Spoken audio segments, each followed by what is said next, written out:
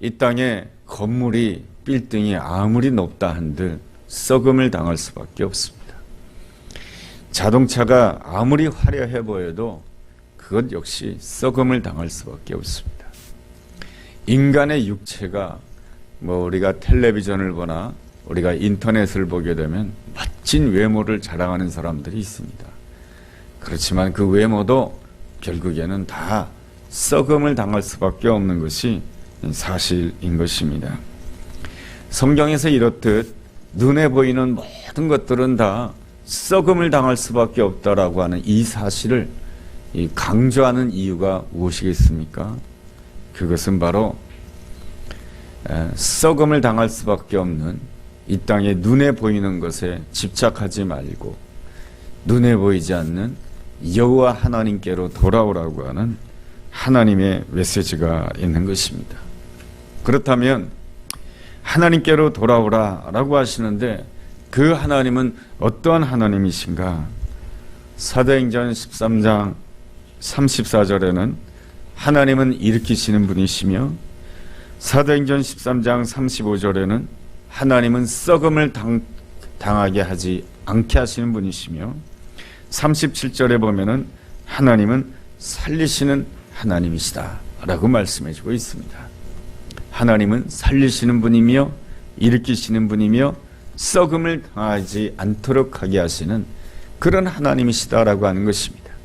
간단하게 표현한다라고 한다면 하나님은 생명의 하나님이시며 하나님은 부활의 하나님이시다라고 하는 것입니다.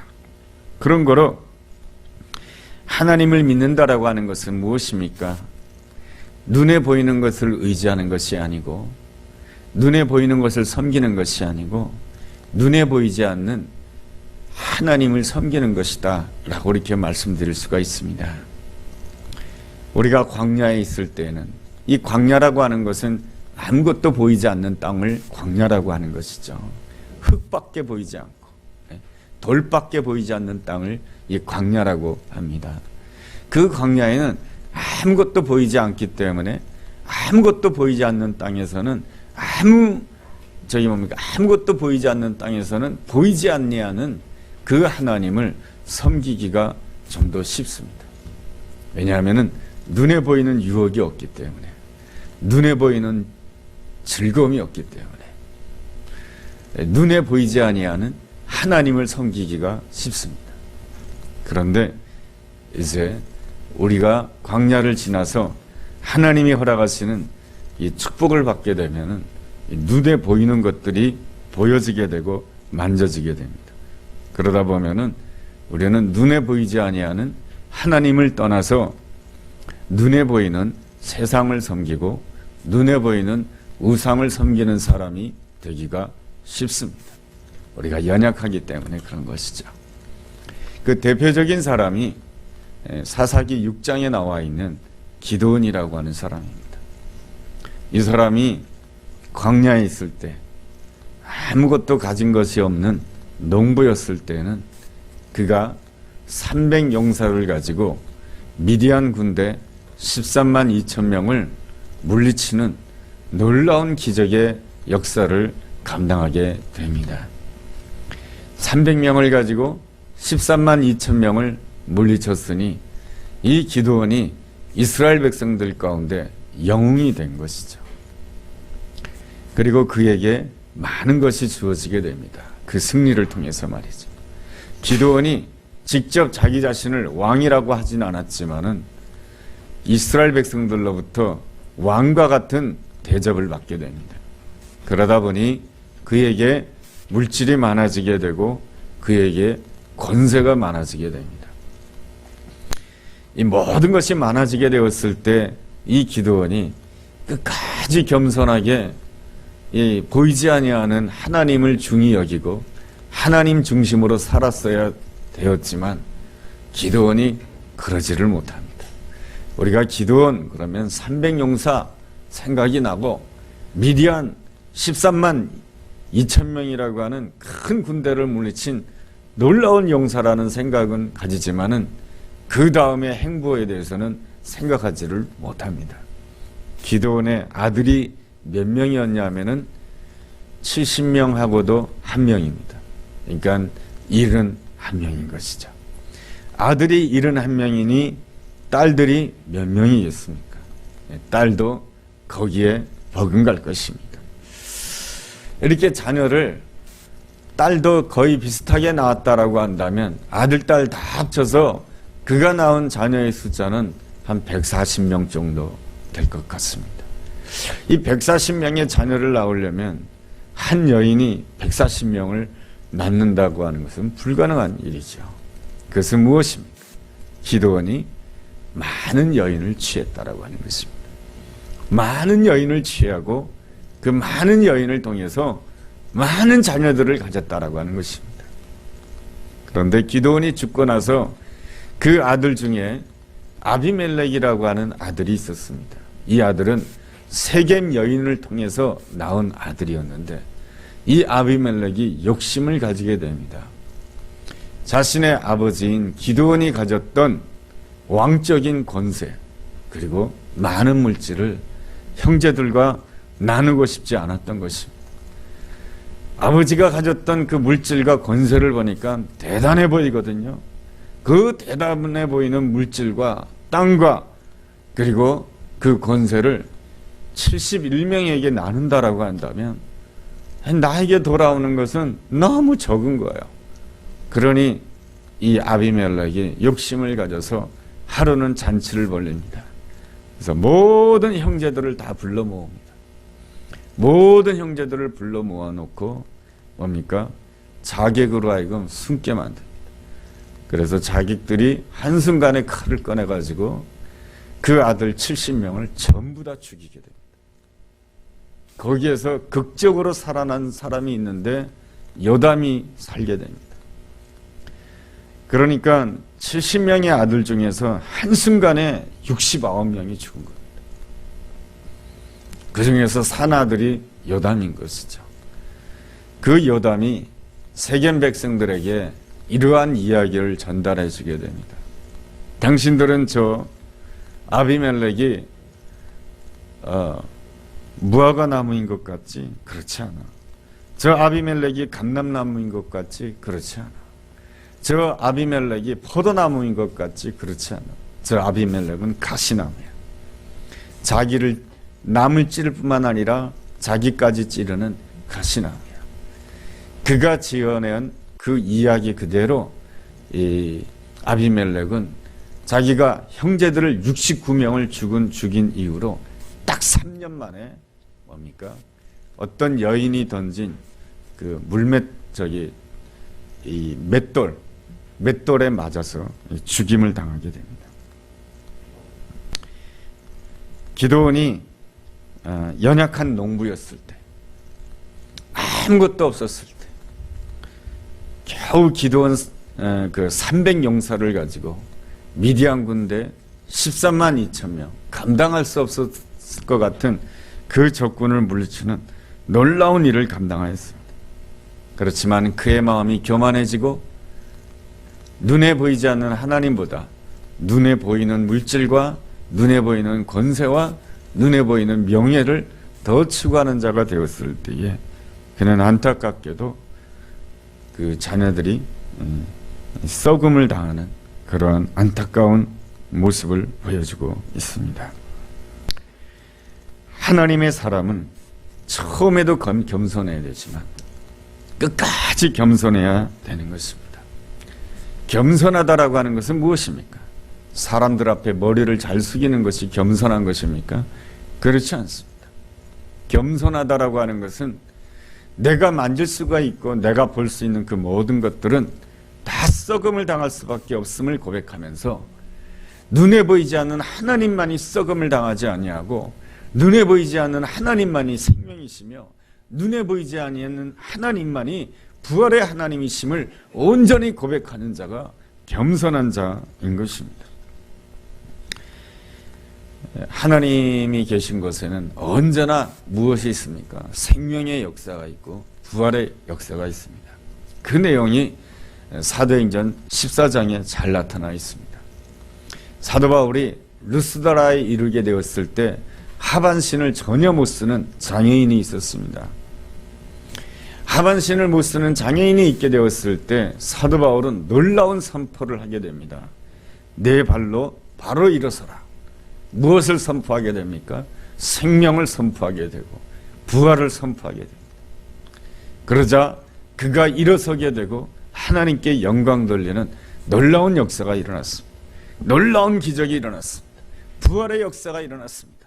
생명의 역사가 일어났습니다. 중요한 것은 이 부활의 역사가 계속돼야 된다라고 하는 것입니다. 이 부활의 역사가 일어나고 생명의 역사가 일어나면 거기에는 항상 또 시험이 따라오는 것을 보게 됩니다. 이 놀라운 부활의 역사 앞에 루스드라 사람들이 이 바울을 높이기 시작합니다. 함께 있던 바나바를 무엇이라고 표현합니까? 제우스 신이라고 합니다. 그리고 바울을 향해서 헤르메스 신이라고 합니다. 제우스 신이나 헤르메스 신은 히랍 신화에 나와 있는 12개 신 가운데 신의 이름입니다. 루스드라 사람들은 이 히랍 신화에 젖어 있었습니다. 그러다 보니까 이 히랍 신화에 나오는 12개의 신들을 섬겼던 것입니다. 저렇게 하반신 마비가 있었던 그 사람을 일으킨다라고 한다면 저 사람들은 분명히 신일 것이야. 저 사람은 제우스 신일 것이야. 저 사람은 헤르메스 신일 것이야 하면서 루스드라 사람들이 바울과 바나바 앞에서 그들에게 제사를 지내려고 합니다.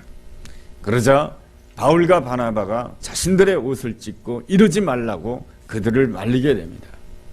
우리가 복음을 전하는 것은 바로 헛된 일들을 다 멈추도록 하기 위한 것이다 라고 하는 것을 사도행전 14장 15절에서 말씀해주고 있습니다. 여러분, 사도행전 14장 15절에 나와 있는 헛된 일이라고 하는 것이 무엇입니까? 그것은 바로 눈에 보이지 아니하는 하나님을 섬기지 아니하고 눈에 보이는 우상을 섬기는 것을 헛된 일이라고 하는 것입니다. 우리는 눈에 보이는 것을 더 많이 섬길 수가 있고 눈에 보이는 것을 더 많이 의지할 수가 있습니다. 눈에 보이는 것이 많이 있으면 우리 마음이 든든합니다. 그런데 눈에 보이는 것이 없게 되면 우리 마음이 불안하고 걱정과 두려움에 사로잡히게 됩니다. 그것은 아직도 우리의 마음이 뭡니까? 헛된 마음에 사로잡혀 있다라고 하는 것입니다. 솔로몬이 눈에 보이는 것이 충만하였습니다. 그 눈에 보이는 것을 많이 누렸습니다. 그럼에도 불구하고 그는 전도서에서 이렇게 고백합니다. 헛되고 헛되니 모든 것이 다 헛되도다. 눈에 보이는 것을 의지하게 되었을 때 그 결과가 헛되다라고 하는 것입니다. 지난주 신문에 실린 이야기입니다. 미국의 헐리우드 재벌이라고 하는 스티브 빙이라고 하는 사람이 있습니다. 이 스티브 빙이라고 하는 사람이 스탠퍼드 대학을 다닐 때에 18살 때에, 그러니까 만으로 18살이니까 아마 대학교 1, 2학년 때였던 것 같아요. 할아버지가 세상을 떠나게 됩니다. 할아버지가 세상을 떠나게 되면서 어린 18살 이 손자에게 유산을 물려줍니다. 그 유산이 얼마냐? 600만 달러입니다. 우리나라 돈으로 환산한다라고 한다면 7,200억 원입니다. 엄청난 재산을 받은 것이죠. 그 재산을 받자마자 이 스티브 씨는 대학을 그만두게 됩니다. 그리고 평소에 좋아했던 영화에 투자를 하게 됩니다. 그래서 헐리우드 영화에 투자를 하게 됩니다. 그는 많은 재산을 가지고 있었습니다. 그리고 자기 소유의 제트기까지 가지고 있었습니다. 제트기를 가졌으니 어디든지 빨리빨리 갈 수가 있었던 것이죠. 제트기만 가져선 되겠습니까? 제트기 운전하는 사람도 있어야 되겠죠. 많은 물질을 가지고 있었고 늘 떵떵거리고 사는 그러한 사람이었지만은 그의 나이 55세, 지난주에 그는 자기가 있던 빌딩 사무실 27층에서 떨어져 스스로 목숨을 끊었습니다. 평소에 우울증에 많이 시달렸다라고 하는 것입니다.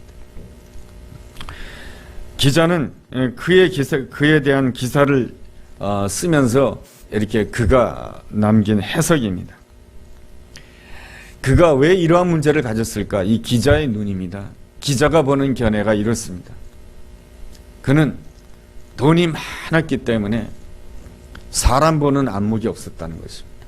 무슨 소리냐면 그가 항상 돈이 많았기 때문에 주변에 있는 모든 사람들은 다 자기에게 친절했다는 것입니다.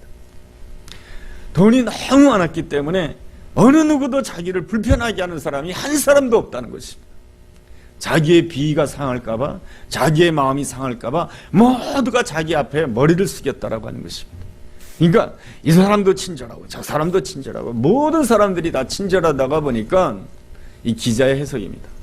모든 사람이 이 스티브 씨에게는 다 친절하다가 보니까 자기 주변에 있는 사람 가운데 누가 진실된 사람인지 누가 거짓된 사람인지 구분을 하지 못했다라고 하는 것입니다. 그래서 자기에게 친절하기만 하면 다 환영하였고 자기에게 친절하기만 하면 물질을 적당히 나눠줬다라고 하는 것입니다. 그러다 보니까 수많은 사람들이 이 스티브 씨에게 조언을 주었던 것입니다. 스티브 씨 이러한 사업을 하면 흥할 것입니다. 스티브 씨 여기에 투자하게 된다라고 한다면 당신이 정말로 대박이 날 것입니다. 수많은 사람들이 그렇게 얘기하니까 그 나에게 친절하게 대하는 사람은 다 나의 친구인 줄 알고 그 사람들의 말대로 다 투자를 했다가 그 재산을, 그 많던 재산을 다 잃어버렸다는 것입니다. 7,200억 원이라고 한 이 돈, 18살에 받았던 그 돈을 50대가 되었을 때는 전부 다 잃어버리게 됐다는 것입니다. 거기에 이 스티브 씨가 그 충격을 감당을 못한 것입니다. 또 안타까웠던 것은 헐리우드 사업에 뛰어들다 보니까 그 헐리우드 영화 산업에는 항상 미인들이 넘치었던 것이죠.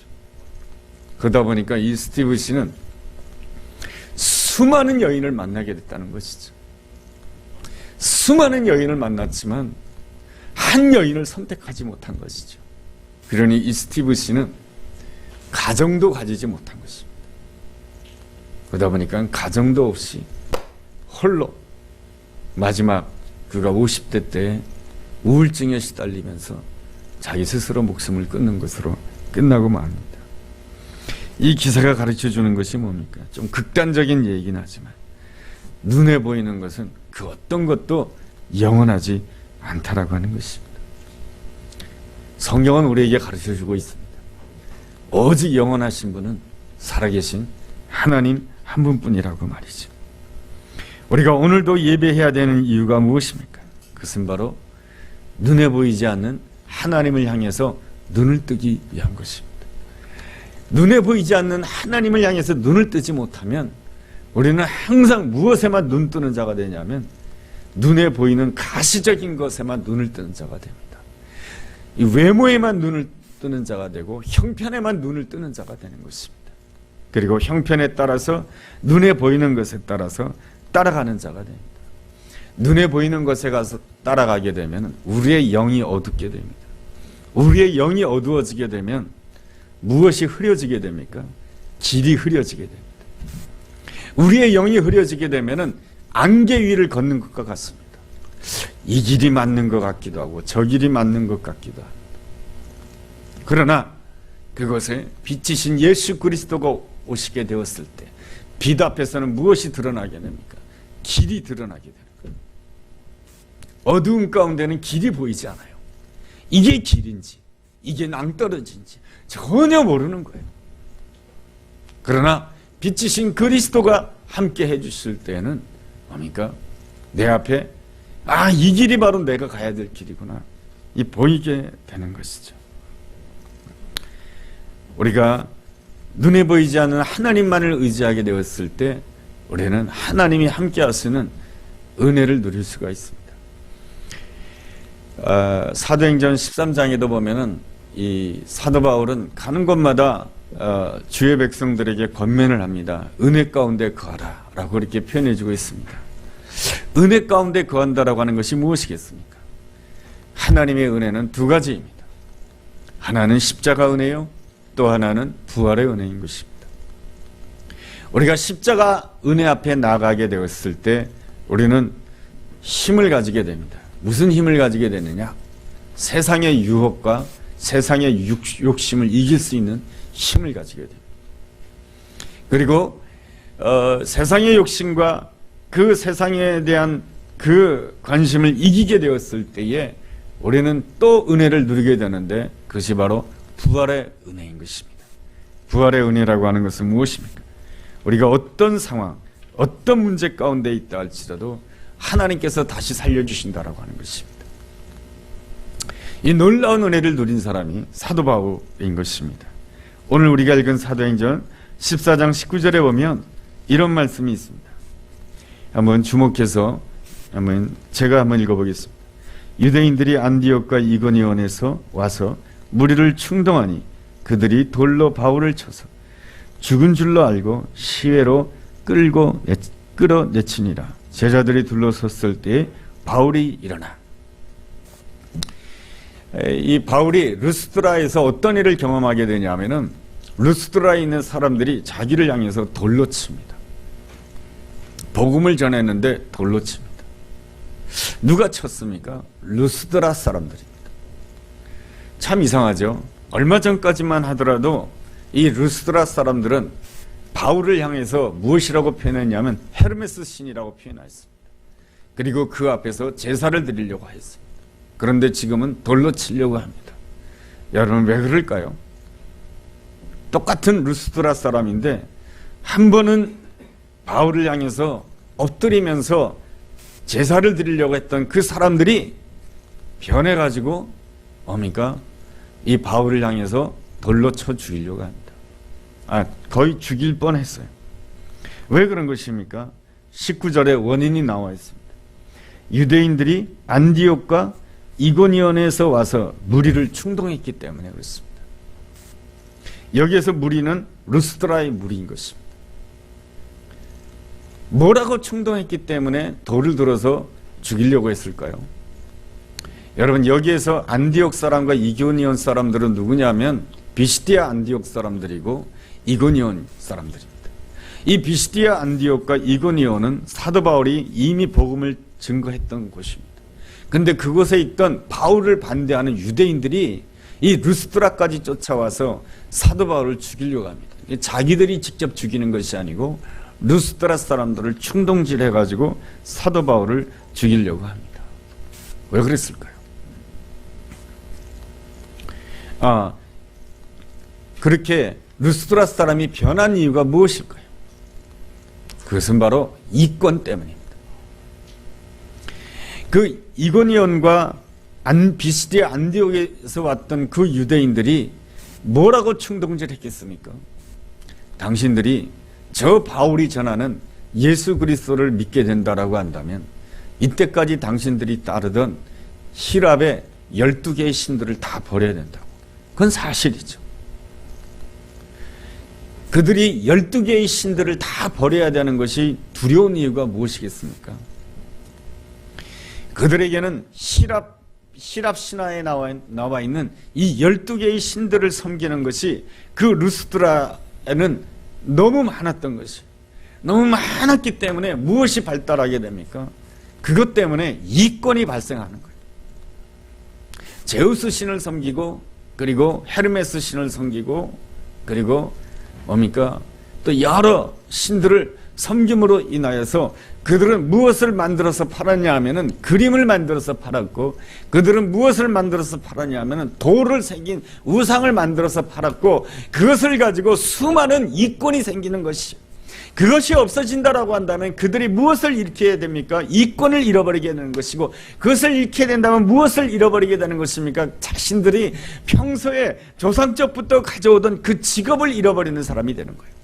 평생 아버지도 우상을 만들었고 나도 우상을 만들었는데 그 우상을 만드는 직업이 없어진다라고 하는 것은 그들에게서는 너무너무 두려운 일이에요. 그럴 바에는 차라리 이 사도 바울 한 사람을 없애버리는 것이 훨씬 낫다라고 하는 것입니다. 그래서 처음에는 그의 기적을 보고 막 사도 바울을 향해서 헤르메스 신이라고 칭송했던 그 사람들이 확 변한 가장 중요한 이유는 그들에게 주어진 하나님의 복음보다 더 중요했던 것은 당장 그들의 직업이 중요했고 당장 그들에게 이권이 중요했던 것입니다.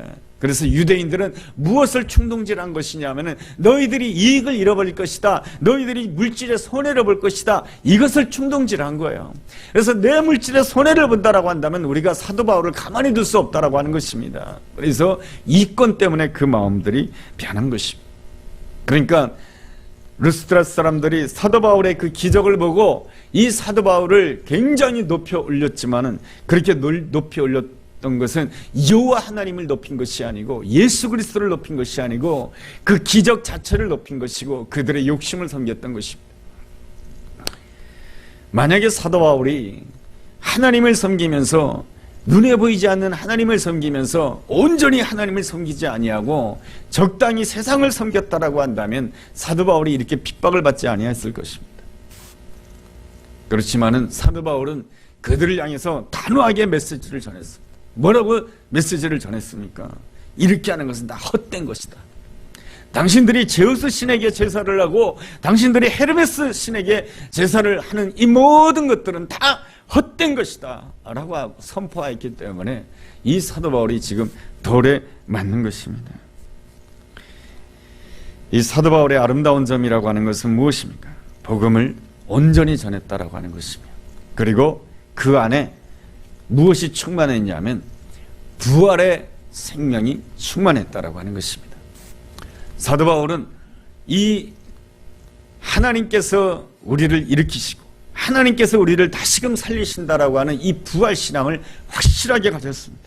그렇기 때문에 사도 바울은 이 루스드라에 있는 하반신 장애인에게 하나님께서 긍휼히 여기신다라고 하는 것을 알고 하나님께서 이 사람에게 은혜를 베푸신다라고 하는 것을 알고 그에게 선포를 한 것입니다. 내 발로 바로 일어서라. 하나님은 어떠한 하나님이십니까? 출애굽기서 33장 19절에 보면은 은혜를 베풀 자에게 은혜를 베풀고 긍휼히 여길 자에게 긍휼히 여기신다라고 말씀해 주고 있습니다. 하반신 장애인이 이 사도 바울이 전하는 메시지를 들으면서 가난한 마음으로 하나님을 온전히 사모했기 때문에, 온전히 주님을 바라보았기 때문에 그에게 어떤 역사가 일어나게 됩니까? 사도 바울의 메시지를 통해서 그가 일어나게 되는, 그의 삶 가운데 부활의 역사가 일어나게 되는 놀라운 역사가 일어나게 된 것이죠. 그런데 말이죠, 이 사도 바울에게 더 어려운 점이 있습니다. 내가 일어나는 것이 더 어려운 거예요. 나는 복음을 전하였는데 내가 무너지고 내가 어려움을 당한다라고 한다면 거기에서 얼마나 어려운 일이겠습니까? 근데 그 속에서도 이 사도 바울은 믿음을 잃지 않았습니다. 내가 이렇게 돌에 맞아 죽는 이런 상황 가운데서도 하나님께서 나에게 은혜를 베푸시고 하나님께서 나를 긍휼히 여겨주신다라고 한다면 내가 일어날 것을 믿습니다. 여러분, 이 믿음이 우리가 마지막에 가져야 될 믿음이에요. 여러분, 예수 그리스도가 가시는 곳마다 부활의 역사가 나타났어요. 예수 그리스도께서 가시는 곳마다 문둥병자가 일어나게 되고요, 예수 그리스도가 가시는 곳마다 오병이어를 통해서 수천 명이 먹게 되는 놀라운 역사가 일어나게 되었어요. 예수님이 가시는 곳마다 부활의 역사가 일어났어요. 그런데 예수님께서 그렇게 놀라운 부활의 복음을 증거하시는 예수 그리스도께서 어떤 입장에 놓이게 됩니까? 자신이 바로 십자가에 못 박히는 자가 됩니다. 자신의 육신이 무너지는, 자신의 육체가 무너지는 십자가의 자리에 서게 됩니다. 여러분, 그렇게 되었을 때 예수님은 어떠한 모습을 우리에게 보여주고 있습니까? 자신의 몸이 무너지는 그 상황 가운데서도, 자신의 모든 것이 무너지는 그 상황 가운데서도 예수 그리스도는 믿었던 것입니다. 무엇을 믿었던 것입니까? 내가 제 3일 후에 살아나리라. 내가 부활하리라. 내가 다시 살리라. 내가 다시 일어나리라. 내 능력으로 아닌 하나님의 은혜로 내가 다시 일어나서 하나님의 영광 앞에 나아가리라. 부활의 영광으로 나아가리라. 이 확신을 가졌기에 예수 그리스도께서는 3일 후에 부활의 영광의 자리에 이르렀고 또 우리에게 또 부활의 메시지를 선포하실 수가 있는 것입니다. 여러분, 성경에 보면 일어난다라고 하는 것은 여러분 주보 안에 보면 말씀 나누는 부분에 5번에 맨 밑에 보면 있죠. 일어나다라고 하는 것은 헬라어는 아니스템이라고 기록되어 있습니다. 이 부활이라고 하는 의미를 가지고 있습니다. 이 우리가 읽은 사도행전 14장 10절에 보면 내 발로 일어서라 아니스테미를 쓰고 있습니다. 그리고 사도행전 14장 20절에도 바울이 일어나 이 아니스테미를 쓰고 있습니다. 그리고 마태복음 20장 19절은 예수님께서 십자가에 못 박히시기 전에 말씀하신 것입니다. 제3일에 살아나야 하리라. 아니스테미를 쓰고 있습니다. 사도행전 13장 33절에 하나님이 예수를 일으키사 아니스테미를 쓰고 있습니다. 사도행전 13장 34절에 하나님이 죽은 자 가운데서 그를 일으키사 아니스테미를 쓰고 있습니다. 예수님께서 자신을 이끌어서 나는 부활이요 라고 했을 때에 아니스테미를 쓰고 있습니다. 여기서 부활은 명사를 쓰고 있죠. 아나스타시스가 바로 부활이고요. 그 명사형이고요. 아니스테미는 부활이라고 하는 그 동사인 것이죠. 동사고 아나스타시스는 부활이라고 하는 명사인 것이죠. 바로 주님이 하시는 그 모든 역사를 한마디로 말한다라고 한다면 부활이라고 할 수가 있는 것입니다. 여러분, 제일 어려운 신앙이 뭘까요? 내가 어려움 당해 있는데, 내가 문제 가운데 있는데 하나님은 과연 나를 일으켜 주실까? 이게 제일 어려운 거예요. 사도 바울은 예수 그리스도의 부활의 메시지를 전했어요. 예수를 믿는다라고 한다면 예수님이 당신을 위해서 죽으셨어요. 예수님이 당신을 위해서 부활하셨어요. 예수를 믿는다라고 한다면은 부활의 영광 가운데 나갈 것을 믿습니다 라고 선포하였지만은 제일 어려운 것은 무엇입니까? 자기가 돌에 맞을 때가 제일 어려운 거예요. 내 몸이 아플 때가 제일 어려운 거예요. 내 몸이 무너질 때가 제일 어려운 거예요. 내가 무너질 때가 제일 어려운 거예요. 그때도 내가 부활을 믿을 수 있느냐 이것입니다. 하나님이 나를 다시 살릴 것을 믿을 수 있냐 이겁니다. 그때도 하나님께서 나를 부활의 영광의 자리로 인도하실 것을 믿을 수 있느냐 이것입니다. 이것이 바로 하나님이 우리에게 요구하시는 것입니다. 하나님이 일으키신다 라고 하는 이러한 표현은 사무엘상 2장 8절에도 나와요. 여러분, 신약성경은 헬라어로 기록되어 있고 그리고 구약성경은 히브리어로 기록되어 있죠. 그래서 사도행전 2장 8절에 보면은 한나의 기도가 나와요. 한나의 기도의 내용을 보면 이런 표현되어 있어요. 하나님은 가난한 자를 진토에서 일으키신다. 여기서 일으키신다 라고 하는 표현이 아파르예요. 히브리어로. 근데 이 아파르가 또 나오는 곳이 있는데 창세기 2장 7절에 하나님이 흙으로 사람을 지으셨다 라고 해서 지으셨다라고 하는 것을 아파르라고 해요. 그러니까 구약 성경을 보면은 창조의 하나님과 일으키시는 하나님을 똑같이 보는 거예요. 창조의 하나님은 부활의 하나님. 그래서 하나님께서는 어디에서 창조하셨습니까? 흙 가운데 사람을 창조하셨습니다. 이것은 무슨 뜻입니까? 그리고 이 사무엘의 어머니 한나는 하나님 앞에 간절히 그 엘리 제사장이 미친 여자라고 볼 정도로 하나님 앞에 부르짖었어요. 그랬을 때 그가 하나님 앞에서 고백하는 바가 무엇이냐면 하나님은 우리를 진토에서 일으키시는 하나님이십니다. 그가 고백하는 하나님은 어떤 하나님입니까? 부활의 하나님이다 이런 뜻입니다. 내 인생은 진흙과 같은데, 내 인생은 흙으로 왔다가 흙으로 돌아가는 인생인데 하나님께서 나를 흙과 같은 인생, 아무 쓸데없는 이 인생을 하나님께서 일으키심으로 인해서 하나님께서 나에게 사무엘이라는 아들을 주셨다라고 하는 것입니다. 하나님께서는 한나만 일으키셨습니까? 하나님께서는 그 사무엘을 통해서 이스라엘을 일으키신 놀라우신 하나님이시죠. 그러나 하나님은 오늘도 우리를 일으키시기를 원하시는 놀라우신 하나님이십니다. 창세기 2장에서 하나님께서 사람을 창조하셨다라고 하는 그 표현 속에서 하나님께서는 사람을 어디에서 창조하셨다라고 말씀해 주시냐면 흙에서 사람을 창조하셨다라고 말씀해 주고 있습니다. 흙에서 흙으로 왔다 흙으로 끝나는 인생, 흙으로 와서 흙으로 끝난 인생, 아무것도 않은 그 인생을 하나님께서는 무엇으로 창조하셨냐면 사람으로 창조하셨다라고 하는 것입니다. 사람이란 누구입니까? 하나님의 형상인 거죠. 하나님의 형상이란 누구입니까? 하나님과 교제하는 존재인 것이죠. 하나님은 아버지가 되고 나는 하나님의 아들이 되고 하나님의 딸이 되는 존재인 것이죠. 우리는 흙으로 왔다 흙으로 돌아가는 인생이고 아무것도 아닌 인생이고 먼지 같은 인생이지만은 우리가 사람이 되었다라고 하는 것입니다. 사람이 됐다라고 하는 것은 무엇입니까? 여호와의 생기가 불어넣었다라고 하는 것입니다. 것이고 하나님이 언제나 나의 하나님이 되신다라고 하는 것이며 내가 하나님의 아들이며 하나님의 딸이다라고 하는 것이며 나는 누구입니까? 하나님이 책임지는 인생이며 내가 어떤 문제 가운데 있다 할지라도 하나님께서 나를 일으키신 하나님이시며 부활의 영광으로 함께 해주시는 하나님이시다라고 하는 것입니다. 하나님께서는 한나만 그렇게 진토에서 건져가지고 영광의 자리로 옮겨주셨습니까? 여러분 사무엘상 2장 7절에 보면은 하나님께서는 가난한 자를 진토에서 일으켜 세워서 영광의 자리로 옮기셨다라고 말씀해 주고 있습니다. 하나님께서는 그렇게 옮겨주시길 원하시는 거예요. 그래서 여러분 이 믿음을 가져야 돼요. 이것은 생각만 한다고 받을 수 있는 게 아니에요. 기도해야 돼요. 한나처럼 부르짖어야 돼요. 그래야 그렇지 않습니까? 아무리 잘 살아도 아무리 화려해도요 모두가 다 흙으로 왔다 흙으로 가는 인생이에요. 땅에 묻히면 다 끝나는 거예요. 그러나 우리 하나님은 우리에게 약속해 주고 있습니다. 일으키시는 하나님이라, 부활의 하나님이라, 다시 살리시는 놀라우신 하나님이시다. 우리를 다시 살리신다라고 하는 것은 무엇이겠습니까? 늘 뭡니까? 우리가 하나님과 함께 영원히 함께 거하는 사람이 뿐만 아니고 우리가 이 땅에서 육신이 없어진다 할지라도 하나님께서는 우리의 신앙을 계속해서 자녀들의 그 마음속에 살아있게 하십니다. 이것이 바로 일으키시는 하나님이세요.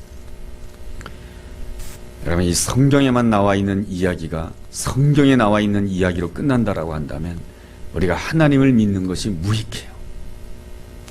이 성경에 나와 있는 이야기가 나의 이야기가 돼야 돼. 그러기 위해서는 내가 믿어야 되는 거예요. 믿음은 저절로 되잖아요. 들어야 돼. 그리고 기도해야 돼. 이것을 한마디로 말하면 마음을 다하고 뜻을 다하고 힘을 다하여 하나님을 사랑해야 돼. 마음을 다하고 뜻을 다하고 힘을 다하지 아니하면 우리의 삶은 절대로 옥토가 되지 않아요. 하나님의 놀라운 축복은 딱 한 군자리에서만 일어나요. 옥토에서만 일어나요. 가시떨기 밭, 돌짝밭, 길가와 같은 밭에서는 열매가 나타나지 않아요. 딱 한 군데서만 하나님의 부활의 열매가 나타나요. 좋은 땅에서만 나타나요. 마음을 다하고 뜻을 다하고 힘을 다하여 하나님을 사랑할 때에 우리는 돌로 맞아 죽는 모든 것이 무너지는 상황 가운데 있다 할지라도 우리는 모든 힘을 다해서 하나님을 향해서 선포할 수 있어요. 내가 믿는 하나님은 부활의 하나님이십니다. 그럴 때에 이 바울이 일어나는 것이 다 죽은 줄 알고 바울을 성 밖에다 버렸어요. 근데 바울이 일어나요. 일어나서 뭘 합니까? 21절에 보니까 루스드라와 이고니온과 안디옥에 돌아가서 22절에 보니까 제자들의 마음을 굳게 하여 이 믿음에 머물러 있으라. 머물러 있으라라고 하는 것은 계속해서 이 믿음 가운데 있으라 이겁니다. 자기의 육체를 가지고 복음을 전하는 것입니다. 우리가 여기까지 하나님이 우리를 인도하시길 원하십니다. 말로만 복음을 전가하는 것이 아니고 우리의 육신의 삶을 통해서 복음을 증가하기를 원하십니다. 왜 우리 삶에 고난이 있고 왜 우리 삶에 내가 감당할 수 없는 문제가 생기는가? 그것은 바로 우리의 육체의 삶을 통해서 복음을 증가하기를 원하시는 거예요. 무슨 복음? 부활의 복음을 증가하기 위하신 것이에요. 여러분 이 사실을 깨닫고 오늘 결단해야 돼요. 내가 마음을 다하고 뜻을 다하고 힘을 다하여 내가 하나님을 사랑하겠습니다. 그 결단하면요 내 안에 천국이 임해요. 하나님의 나라가 임하고 그러면 내 안에 사랑이 회복이 돼요. 하나님을 사랑하는 마음이 회복되면 내가 내 옆에 있는 사람도 사랑할 수 있고요. 거기에 바로 하나님의 위대한 역사가 시작되는 거예요. 그 사랑이 있어야 다 이길 수가 있습니다. 우리 함께 기도하는 시간을 가지겠습니다.